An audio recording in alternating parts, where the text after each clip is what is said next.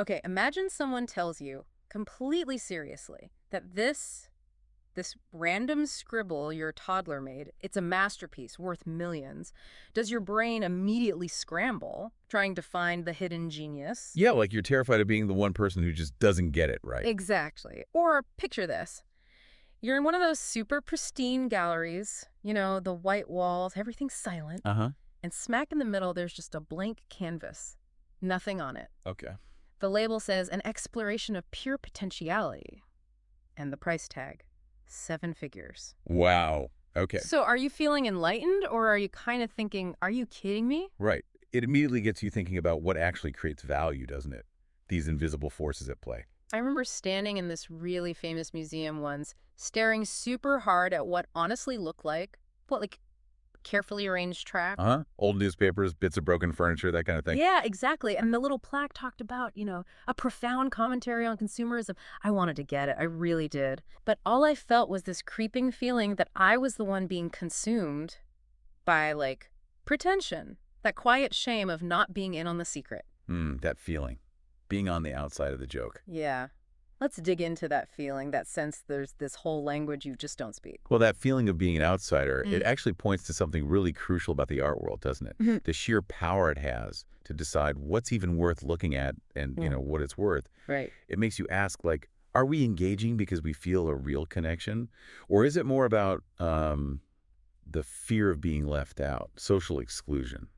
We have this really romantic idea, don't we? Art as the sole letter bearer, the artist just pouring everything onto the canvas. Yeah, the pure expression thing. Then, bam, a banana stuck to a wall with duct tape, and it sells for more than most people make in a decade. And then even crazier, someone eats it and they just sell another one. Exactly. So what is it? Is art this deep spiritual thing? Or is it just, the ultimate inside joke for the super rich? That banana thing really does shine a harsh light on it all, doesn't it?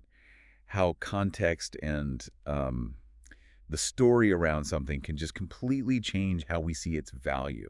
It's bizarre. What's amazing is how fast something absurd can become this sought-after thing. Almost like just saying it's valuable makes it so. It forces the question, what's actually underpinning value in art right now? And what about those pixelated ape pictures, NFTs? Is Yeah. that really groundbreaking art, or is it just hype completely crushing substance? No brushstrokes, no sculpting. Right, just pixels. But fortunes are made. It makes you wonder, does believing in actual skill in art now make you the naive one? What's this shift really about? Well, the whole NFT explosion, digital art, Mm. it definitely challenges our old ideas of what art even is. It sort of mirrors this bigger trend where novelty, digital scarcity can suddenly be worth a fortune. Regardless of craftsmanship. Often, yeah, regardless of traditional crafts. So the big question is this making art more democratic? Or is it just a new way to speculate like stocks or something? Okay, so what if the whole modern art market, the fancy auctions, the big museum shows, the VIP lists? The whole spectacle. Yeah, what if it's not really about the art? What if it's just a game for the mega wealthy, a way to show off status, maybe move money around, feel culturally superior? And the rest of us are just outside, pressing our noses against the glass, trying to figure out a code we were never meant to crack. Let's really lean into that uncomfortable idea for a second. The idea that the art market is really a vehicle for status, for financial maneuvering, it does have a certain logic to it, doesn't it? It feels plausible. It fits with that whole concept of cultural capital being maybe even more valuable than just money for climbing the social ladder. Yeah. Make you think, are the ideals the art world says it has actually reflected in how it operates? I once saw this really famous artist getting seriously praised for selling bottles of their own breath. Bottled breath. Serious. Yeah. And the room was full of people murmuring appreciatively, giving each other knowing looks. Was it genius? Yeah. Or just breathtaking audacity? Maybe something else. Wow. And who's going to be the one to say the emperor has no invisible lungs, It gets almost comically abstract. Selling bottled breath. I mean, Yeah. that really pushes you to the edge, doesn't it? Yeah. Where does art stop? And it shows the power of the artist's intention, right? To just declare something ordinary as art. Like Duchamp's urinal, but breath. Exactly. It echoes artists throughout history who push boundaries. Mm-hmm. But yeah, it definitely makes you wonder, where does audacity end and something less flattering begin? Okay, think about abstract painting. Those canvases with wild splashes of color, angry lines. Mm-hmm. Do you honestly feel a deep connection? Do you feel the emotional turmoil? Or are you mostly just scared of looking dumb if you admit it looks like a messy accident with a huge price tag? That fear of appearing unsophisticated, Yeah. it's powerful. So is the appreciation real, or is it just a performance we put on? That pressure to get abstract art, to react positively, Hmm. it can create this huge gap, can it? Hmm. Between how we actually feel and how we think we should feel. Totally. It makes you question how we're taught to look at art. Are we encouraged to feel something genuine, or are we just told what we're supposed to feel? We always hear that phrase, beauty is in the eye of the beholder. Sounds nice and democratic. Right, very comforting. But what if the beholder's eye isn't seeing beauty? What if it's just reflecting the glare from $1 million price tag? What if the market itself is training our eyes? Let's just twist that saying around. It's cynical, but reversing at price dictates perception feels unsettlingly true sometimes, doesn't it? Yeah. It really highlights how powerful the market is in shaping our taste, our aesthetic judgment.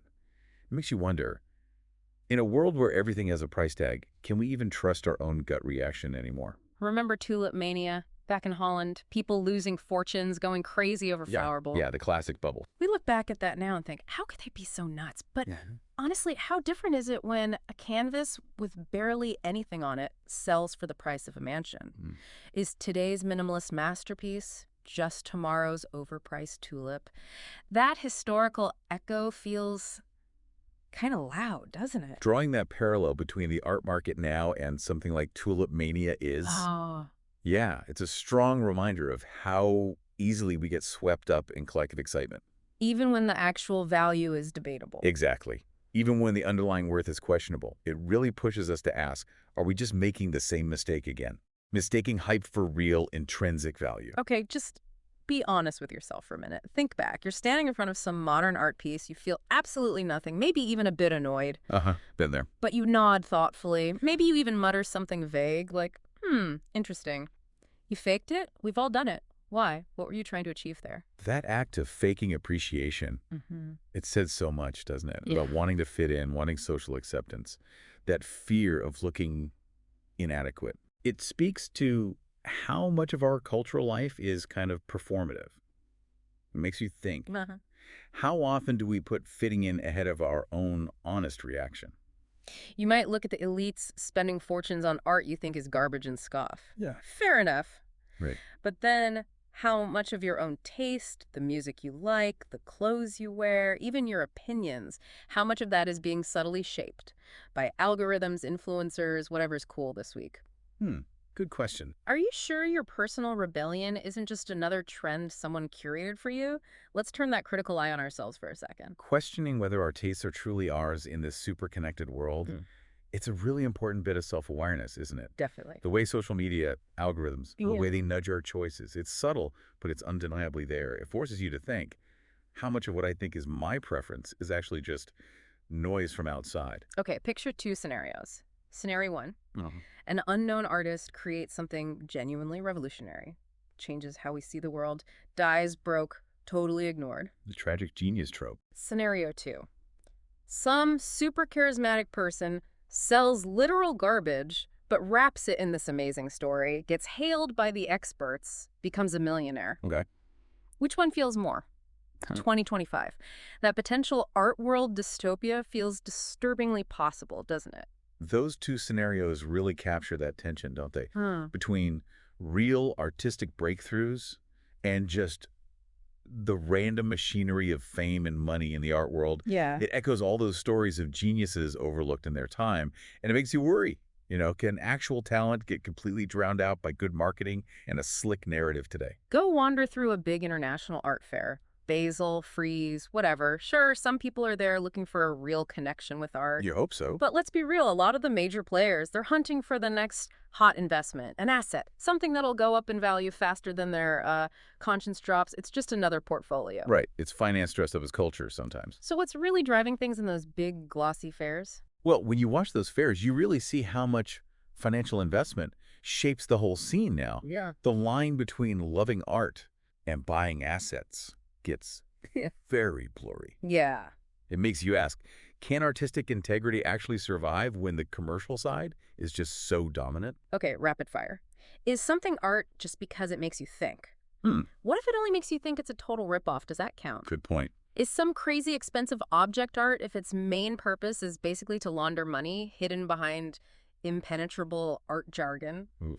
What about literally a can of the artist's own excrement? Someone paid a fortune for that. So is that art? Let's just ask the basic, maybe awkward questions. These questions really force you to face how subjective, how arbitrary the definition of art has become, right? Totally. The whole idea that just the artist's intention is enough to turn anything at all into art, it throws all the old rules out the window. It makes you wonder, are there any real boundaries left? Look, I genuinely believe art should challenge us. It should push boundaries, make us question things. I really do. Me too. That's its potential power. Deep down, in my cynical moments, I suspect a lot of what gets praised as challenging modern art is just intellectual laziness, pretending to be deep, propped up by fancy theories it doesn't even understand itself. That conflict is always there, isn't it? That tension is so common. Believing in art's power to provoke, but also feeling really skeptical about some of what you see. Yeah. And it's genuinely hard sometimes to tell the difference, isn't it? Between a real intellectual challenge and just deliberate confusion. It puts a lot of pressure on both the artist and the critic, actually. Yeah. How do you make sure the engagement is meaningful? I had this conversation once with a very senior, very respected art curator over expensive wine, naturally. Of course. And he told me, dead serious, my dear, it's not about what you see in the art. It's about what I tell you to see. Wow, he actually said that. Yep. And the chilling part, he wasn't trying to be provocative. He was just describing his job. So who really decides what art means? That curator's comment just lays it bare, doesn't it? The hierarchy, the power of the experts, the institutions to shape taste and value. Gatekeepers. Exactly. Yeah. Cultural gatekeepers who control, in a way, how we're allowed to understand it. Yep. It makes you think. Mm-hmm.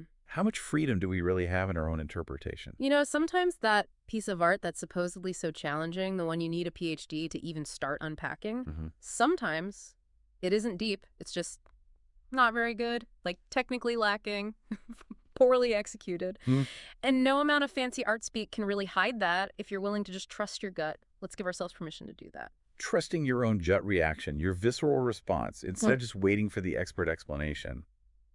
Yeah, that can feel really liberating. The idea that skill, execution, clarity, that they still matter, even in conceptual stuff. It's worth holding on to. It raises that question. What's the right balance between the intellectual analysis and just the emotional hit? Think about gallery openings, those events.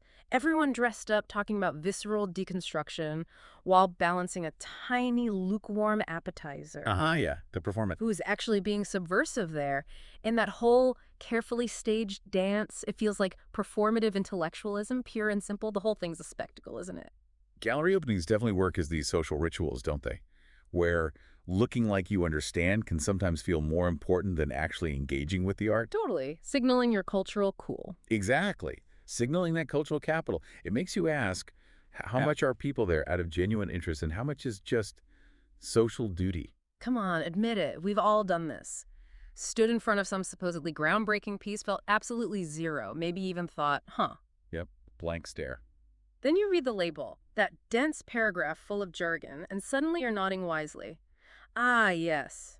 Profound meditation on ephemerality. You didn't feel it, but the label told you to feel it. Exactly. You didn't feel it, you were told to feel it. Let's just own up to that shared charade, shall we? That moment of nodding along, pretending to get it. It just shows how easily swayed we are, doesn't it? Yeah. How much context shapes what we think we see, and how much we want to fit in with the perceived smart crowd. There's that famous story, maybe it's true, maybe not, about an artist submitting their kid's finger painting to a big, serious art competition, anonymously judged. Oh, yeah. I think I've heard that one. And apparently, it not only got accepted, it won an award for its raw energy and uninhibited expression.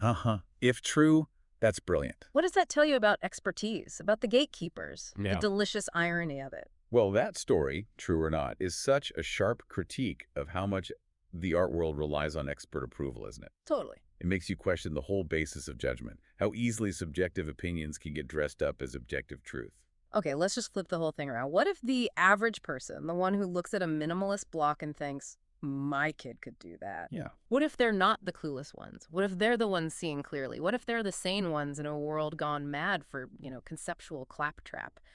That's a provocative thought, isn't it? That perspective that the ordinary viewer might actually have a more direct, maybe even more valid take, it really challenges the art world's assumption of superior knowledge, doesn't it? Right. It suggests maybe simplicity, the direct gut reaction, has a value we often dismiss in favor of complicated intellectual theories. You might say you want art to be for everyone, accessible, but be honest.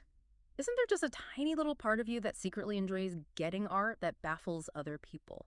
Ooh, calling us out. That little flicker of feeling smarter, that's not really appreciation, is it? That's ego. That's the velvet rope inside your own head. Let's face our own potential for snobbery here. That desire for exclusivity in art, it can be subtle, yeah, but it's a powerful motivator. It really can be. It highlights how social our engagement with culture is, how art can become this badge of distinction, whether we admit it or not. Think about Van Gogh. Total genius, celebrated everywhere now, died broke, completely unrecognized then. That's a tragedy. We tell that story all the time, but Right. how many potential Van Goghs are out there right now? Making incredible stuff, but getting totally ignored because it doesn't fit the market, because it doesn't have the right story. Let's think about the cost of what we value now. Van Gogh's story is that perfect, stark reminder, isn't it? Yeah. That contemporary judgment can be totally wrong, that trends and market forces can just completely bury real innovation. Yeah. It makes you wonder how many important voices we're just missing in any era. Okay, maybe the fact that so much modern art is hard to understand. Maybe that's not a bug. Maybe it's a feature. How do you mean? Like a deliberate strategy to launder meaning itself, not just money.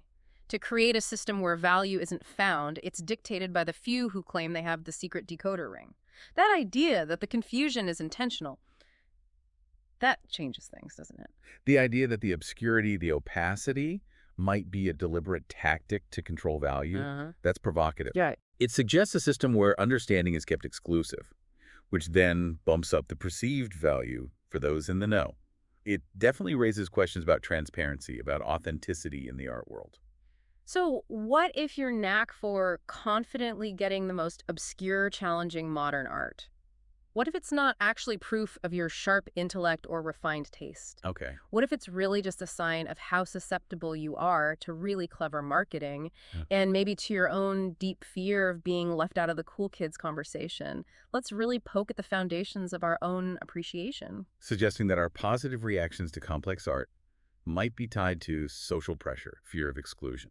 Yeah, that really challenges how we see ourselves as independent thinkers with unique tastes. Listen, It forces us to examine why we endorse certain things aesthetically. What are the real motivations? you're still looking for the right way to interpret that crazy installation, or that single line on a giant canvas. Yeah. Still searching for the key. We like answers. What if there isn't one? What if the emperor really is naked and there's no profound secret to find? Let's just entertain the possibility of emptiness. Well, searching for one single correct interpretation in some modern art might just be the wrong approach entirely. How so? Maybe the lack of a clear meaning is deliberate. Maybe the point is to make each person think for themselves, rather than just trying to guess the artist's answer. Okay, but the moment a piece of art needs this huge, jargon-filled essay just to explain why it even exists, why it's supposedly important, it stops being art, doesn't it? It becomes more like an intellectual hostage situation. And if you find yourself nodding along, agreeing with the essay, you might just have Stockholm Syndrome. So back to that kid's scribble we started with. If it was proven, beyond doubt, that's all, it was a random kid's painting that somehow got famous, Yeah. would you feel vindicated? Like, see, I knew it. Or would it just make everything more confusing, make you even less sure about how value gets assigned? It brings us right back, doesn't it? If this whole discussion has made even your biggest art fan friend shift uncomfortably, or if it's echoed that little voice of doubt you usually ignore, then share it. Yeah. Send it to the person who passionately defends the urinal as high art. Not to be mean, just let the conversation begin. Well, yeah. What if our desperate need to find deep meaning in things that seem meaningless, a blank canvas, junk pile, weird noise? Yeah. What if that's just us projecting, reflecting some deeper emptiness we feel elsewhere in our lives? Is deep art sometimes just a fancy distraction from maybe a shallow existence? Yeah. Like Jung might say, are we putting our own unmet needs onto the canvas? Okay, ethical tightrope. Which is worse? An artist who knows they're making empty derivative stuff but spins this amazing story around it. Mm. Or us, the audience, the critics, the whole system, all pretending to see the deep meaning that isn't there just to keep the game going. That's an uncomfortable thought about our own complicity, isn't it? It's like how we deal with software updates, right? We Uh, scroll through pages of dense legal text, nod like we understand the complex innovations. Yeah. And then we just click, I agree to be impressed, because we're terrified of admitting we didn't understand a single thing. That parallel says a lot about our passive acceptance sometimes. Picture this.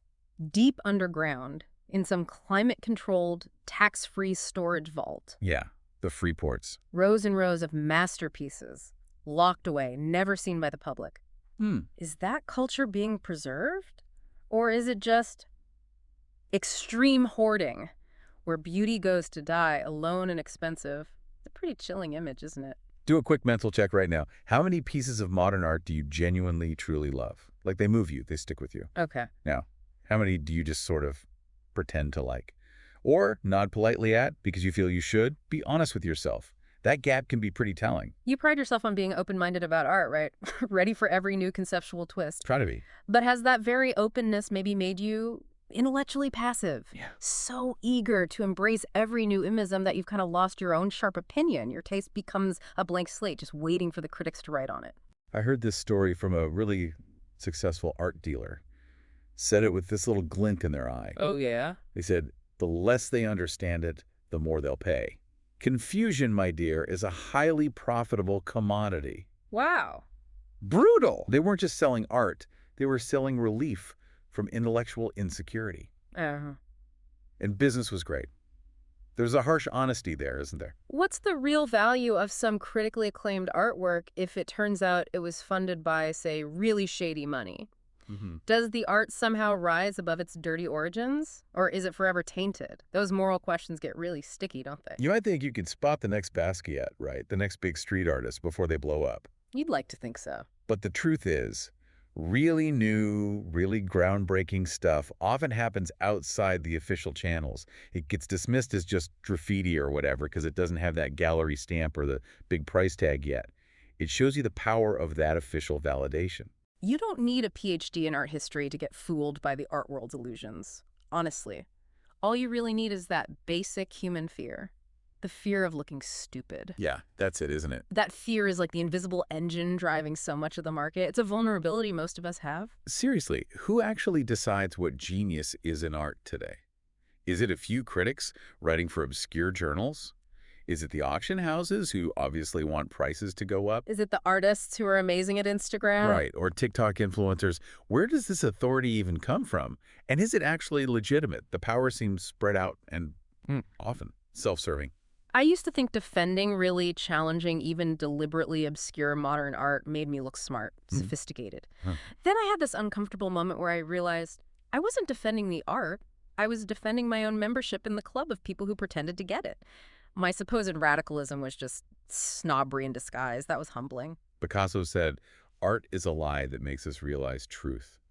Beautiful line. Yep. But what if a lot of what passes for high art now is just a lie? A lie that doesn't reveal some deep truth, but just reveals how easily led we are, especially when everyone around us is nodding. It's like a twisted version of his idea. Okay, think of one specific piece of modern art.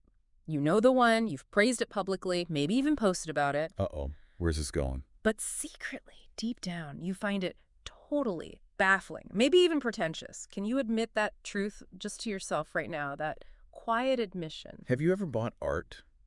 Maybe not even expensive stuff, not because you loved it, but because of the image you thought it projected. Like it made you look cultured or edgy or intellectual. What was really driving that purchase? Was it about the art or about crafting your own identity?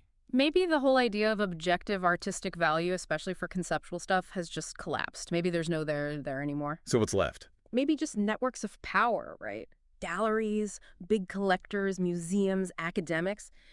They collectively decide what matters, what gets shown, what gets remembered. It's pure cultural capital like Bourdieu talked about. The system creates the value. So maybe you're not just an art lover or an art skeptic. Maybe you're something more complicated, a bit of a confused consumer. How so? Navigating this marketplace you don't fully get, hoping to buy not just an object, but a feeling, a sense of belonging, a piece of identity. It's a transaction that's way bigger than just aesthetics. Okay, final test. Think of your absolute favorite, most controversial modern artwork, the one you always defend. Got it. Now imagine tomorrow, every major museum, every single respected critic suddenly says, nope, it was all a hoax, worthless. Would your opinion stay exactly the same? How much of your taste is truly yours, separate from all that validation? That's the real acid test, isn't it? Really engaging with art, even just understanding your own reaction better, Mm. it can only start when you accept the possibility, the probability, maybe that you've been taken in sometimes. Yeah. Like most of us, Hmm. the emperor often really is naked. Hmm.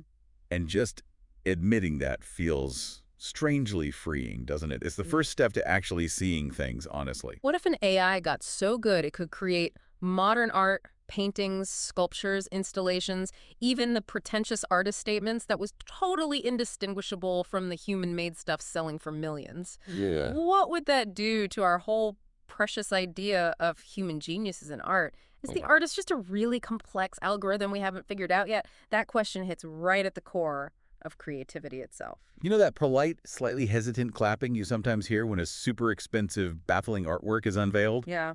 That might not be admiration. It might just be the sound of everyone to critical thinking quietly giving up because they don't want to look dumber than the person next to them. When people in the future look back at the art we celebrate right now, the stuff we call masterpieces, the things fetching crazy prices, what are they going to see? Will they see deep reflections of our time? Or will they just see the digital receipts for a really elaborate, successful collective delusion? That historical perspective is fascinating and a little scary. Maybe. Maybe that feeling of confusion, of being thrown off balance by a lot of modern art, maybe that's not a flaw. Maybe it is the point. Wow. Maybe its real function is to force us to question everything, value, meaning expertise, Uh-huh. even if it's uncomfortable. Yeah. Or maybe that's just another layer of the clever manipulation.